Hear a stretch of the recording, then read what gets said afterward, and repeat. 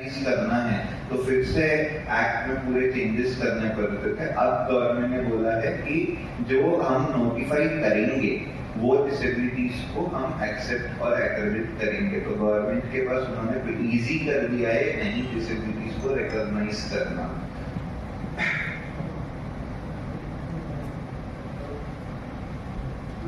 तो इस एक्ट में ना 17 चैप्टर्स हैं, ठीक है। 17 चैप्टर्स गवर्नमेंट ने बनाए हैं, जिसको मैं बिल्कुल फटाफट आपको जल्दी जल्दी बताऊंगा। पर ये 17 चैप्टर्स है।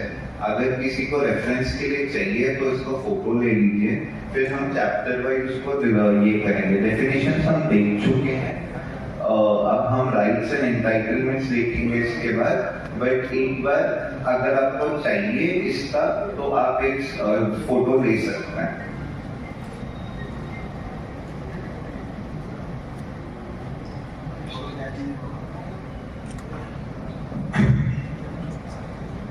राइट्स एंड एंटाइटलमेंट्स, जैसे इंडियन सिटीजन को अपने राइट्स होते हैं, वैसे ही आरपीडब्ल्यूडी एक्ट मध्ये आपले राइट्स दिलेले आहेत।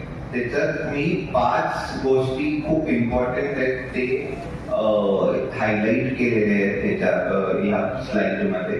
First, equality and non discrimination. सगळ्या गोष्टींमध्ये पर्सन्स विथ डिसेबिलिटीला इक्वल ट्रीटमेंट मिळायला पाहिजे, अजून काही डिस्क्रिमिनेशन त्यांच्या डिसेबिलिटीमुळे झालं नाही पाहिजे। अगर असं झालं तर it's a punishable offence. 15 days non payable ह्याच्यामध्ये जाऊ शकतो। अगर पर्सन विथ डिसेबिलिटीने जाऊन कंप्लेंट केलं, अजून कंप्लेंट रजिस्टर केली पोलीस स्टेशन मध्ये, तर 15 डेज नॉन पेलेबल ऑफेन्स मध्ये डिस्क्रिमिनेशन जो करतो आहे तो आज जाऊ शकतो।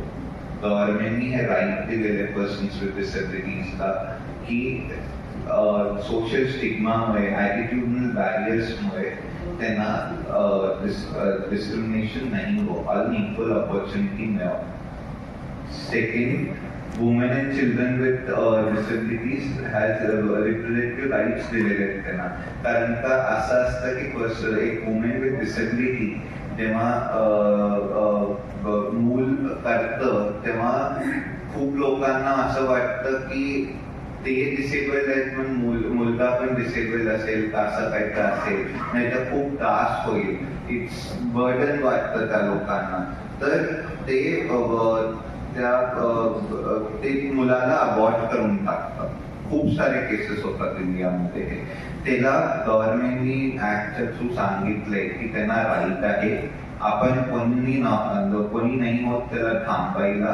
अगर त्यांना करायचं असलं ते आपल्या मर्जीने करू शकतात, अजून त्यांच्या मर्जीच्या अगेन्स्ट कोणीतरी जाऊन त्याला थांबवलं तर it's a punishable offence according to the RPWD act, ठीक आहे। त्याच्यानंतर प्रोटेक्शन, अगेन हे इक्वालिटी अँड नॉन डिस्क्रिमिनेशनची लक्षात आले का लक्षात? हॅलो, लक्षात आली तुमच्या ट्रेन होते पहिली? सांगा सर. नाही, तुम्ही समोर असलेले दिव्यांग बांधव, तुमच्या लक्षात आलं का कायद्याने तुम्हाला काय अधिकार दिलेले आहेत ते? डबल सांगा सर. पहिल्या मुद्द्यामध्ये दिव्यांग व्यक्तींच्या त्यांच्या दिव्यांगत्वाच्या आधारावर त्यांची अवहेलना करणे, त्यांचा अपमान करणे, त्यांच्याबद्दल आर्ग्युमेंट्स करणे हे ऑफेन्स म्हणजे गुन्हा आहे आणि त्या गुन्ह्यासाठी शिक्षेची तरतूद आहे। म्हणजे दिव्यांगत्वाच्या आधारावर कोणीही अपमान करू शकत नाही, कोणीही डिस्क्रिमिनेशन म्हणजे अवहेलना करू शकत नाही, ही सूचना केलेली आहे। पण आपण बघतोय की अनेक गावांमध्ये लोकांना त्या दिव्यांगत्वाच्या आधारे बोलावलं जातं, बरोबर आहे की नाही? ते आपण कुठेतरी ते थांबवलं पाहिजे।